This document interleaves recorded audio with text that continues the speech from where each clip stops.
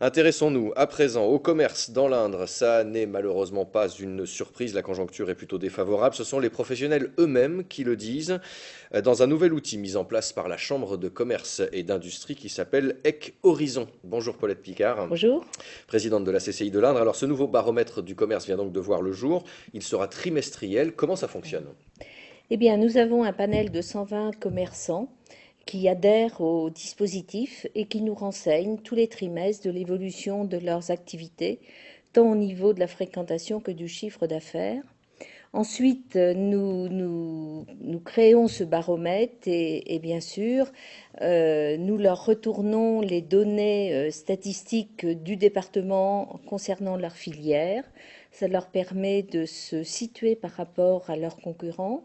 Ça leur permet de comprendre mieux la conjoncture et c'est aussi un outil de management vis-à-vis de leurs équipes car ils ont un élément de référence qui leur donne ce point de mire à atteindre ou éventuellement à créer des objectifs pertinents. Alors ça peut être un moyen de motivation, ça peut être un moyen de découragement aussi finalement, de dire que dans tel secteur d'activité, ça va effectivement pas très bien, les collègues le disent.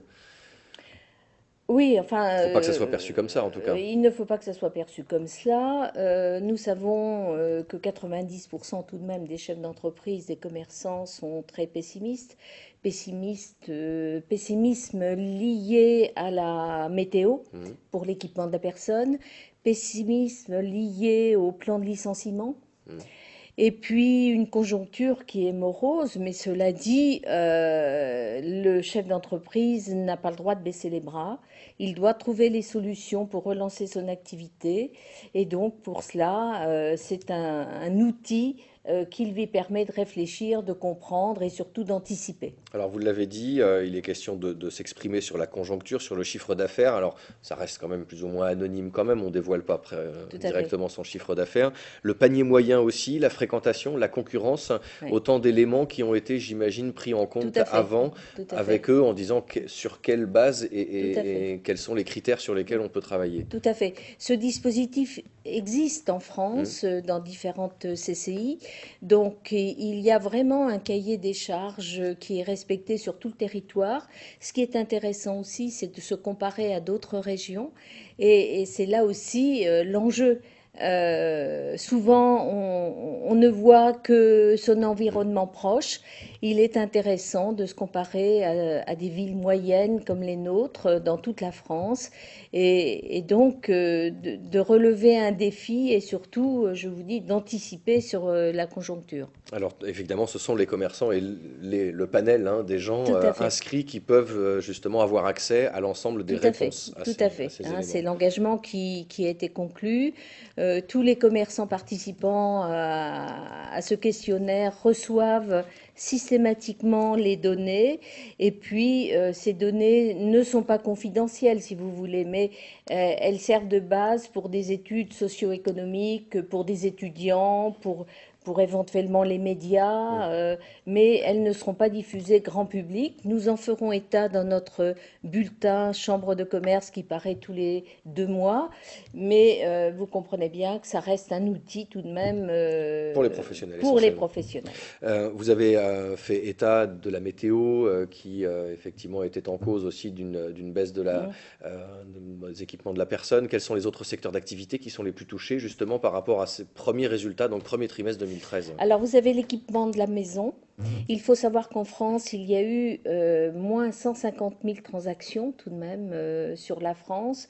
Donc, de facto, l'équipement de la maison s'en ressent. Au niveau de l'alimentaire, ça se tient parce que qu'il fasse chaud, qu'il fasse froid, le panier est différent, Hmm. mais les gens consomment. Culture loisir. Culture loisir, mais là c'est un autre phénomène, c'est le phénomène Internet. Le La e-commerce. culture s'achète beaucoup sur Internet. Donc on voit des secteurs tout de même qui sont soit stagnants, soit carrément en baisse. Quel regard portez-vous sur le commerce, particulièrement en centre-ville de Châteauroux, après l'annonce de la fermeture, justement, en Mm. parlant de culture, de cette Oui. surface de culturelle effectivement, c'est un coup dur porté pour les autres commerçants. Alors, ce que je voudrais dire en ce qui concerne les centres-villes en France, des villes moyennes, ils sont tous dans la même situation, c'est-à-dire des cœurs de ville qui se désertifient au profit de zones périphériques avec les concentrations d'enseignes. Donc, effectivement, le centre culturel Leclerc en centre-ville était vraiment une locomotive. Euh, qui bénéficie à tous les commerçants Mhm. du secteur. J'espère qu'il y aura une solution et qu'il y aura autre chose qui pourront remplacer cette locomotive. Une autre locomotive, quoi. Une autre locomotive. Bon, il y a le projet de l'impasse de l'Écho, Mhm. avec effectivement aussi des grandes enseignes. Bon, vous allez me dire, il y a la période intermédiaire, eh bien oui, mais je voudrais dire aussi que les consommateurs qui sont très exigeants, et c'est normal, ils ont parfois les centres-villes qu'ils méritent. On ne peut pas impunément dire les commerces ferment et ne jamais aller chez eux.